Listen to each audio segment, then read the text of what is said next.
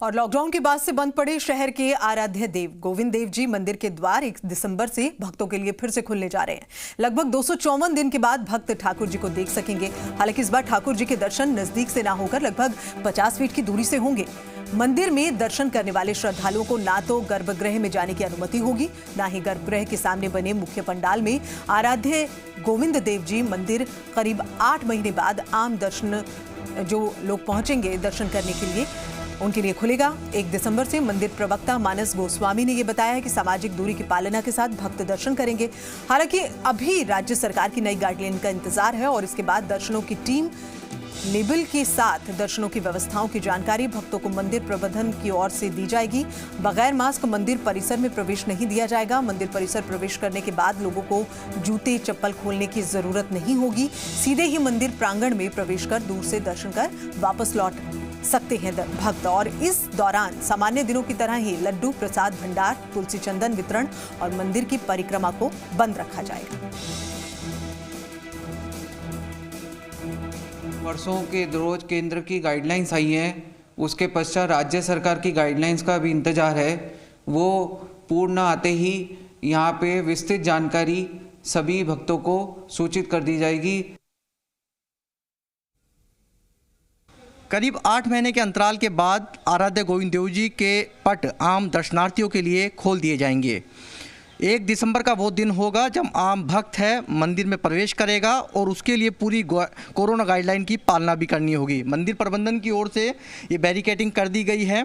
Barricading में अभी फ़िलहाल ट्रायल तौर पर इन बैरिकेडिंग्स में जो भक्त हैं वो उनको जाना होगा और बाहर की बाहर आराध्य ठाकुर जी के दर्शन करके और इसी रेलिंग से एग्जिट होगी। यानी कि ये 4 1 2 3 4 तो एंट्री बनाई गई है और 2 निकासी बनाई गई है, जिससे इसमें से लोग एंट्री करेंगे और यहाँ से ही बाहर निकासी का द्वार भी है। इसके लिए सोशल डिस्टेंसिंग के लिए 2 गज की दूरी के लिए यहाँ गोले भी बनाए गए हैं। इन गोलों में सोशल डिस्टेंसिंग की पालना करते हुए भक्त है वो मंदिर के दरबार यानी कि कह सकते हैं कि गोविंद के दरबार के सामने हाजिरी लगा सकेगा। लोगों को इस दिन का बेसब्री से इंतजार है, लेकिन मंदिर प्रबंधन की ओर से यह भी कहा जा रहा है कि राज्य सरकार की गाइडलाइन का वो इंतजार कर रहे हैं, क्योंकि लगातार कोरोना संक्रमण का भी दायरा बढ़ रहा है। 29 तारीख के बाद ये फाइनल हो जाएगा कि 1 दिसंबर से आम भक्तों के लिए जो पट है वो खुल सकेंगे या नहीं। कैमरामैन राहुल के साथ दीपक गोयल, जी मीडिया, जयपुर।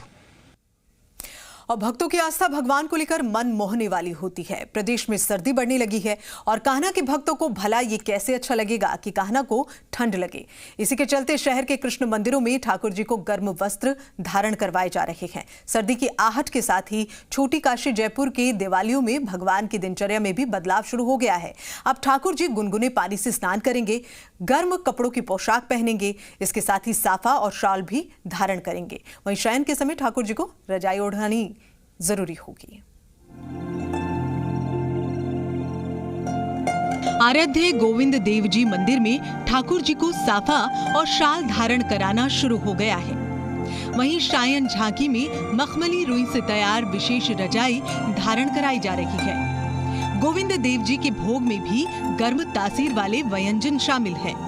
मंदिर के प्रवक्ता मानस गोस्वामी की माने तो प्रातःकाल सर्दियों में धारण होने वाली जामा पोशाक और रात्रि में रजाई धारण करना प्रारंभ हो गया है। ठाकुर श्री जी को नवीन जामा पोशाक धारण कराई गई। आज से ही ठाकुर श्री जी के पोशाक में भी परिवर्तन प्रारंभ हो जाता है, जिसमें सर्दी की धोती दुपट्टा बंद हो जाती है और जामा पोशाक और रात्रि को ठाकुर श्री जी के गर्म वस्त्र धारण कराना प्रारंभ कर दिया जाता है। आराध्य गोविंद देव जी के मंदिर में महंत अंजन कुमार गोस्वामी के सानिध्य में सुबह धूप झांकी के बाद शालिग्राम जी को चौकी सहित मंदिर के दक्षिण पश्चिम कोने पर स्थित तुलसी जी मंच पर विराजमान किया जाएगा। यहाँ शालिग्राम जी और तुलसी जी का पंचामृत अभिषेक कर पूजन हुआ।